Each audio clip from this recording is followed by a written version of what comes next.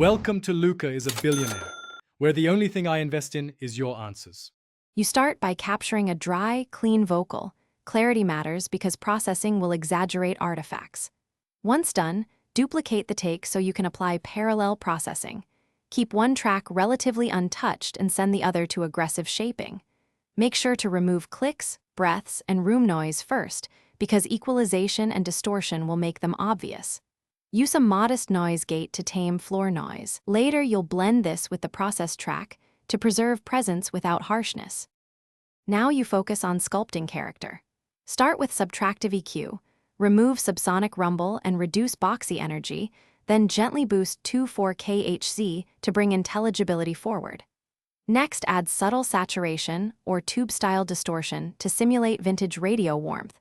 This emphasizes harmonics and gives grit. Use parallel compression to push sustain and presence without crushing dynamics. Blend 30 to 60% of the compressed signal with the dry/treated tracks. Finish by shaping the overall frequency envelope to emulate radio bandwidth. Apply a bandpass roughly between 300 and 3400 Hz or a tailored notch set to taste, because it forces that vintage timbre.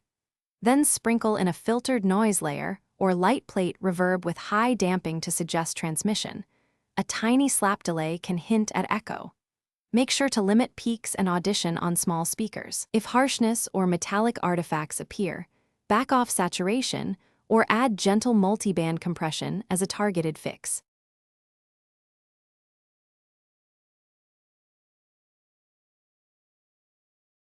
Thanks for watching and please subscribe. It's the best investment you'll ever make.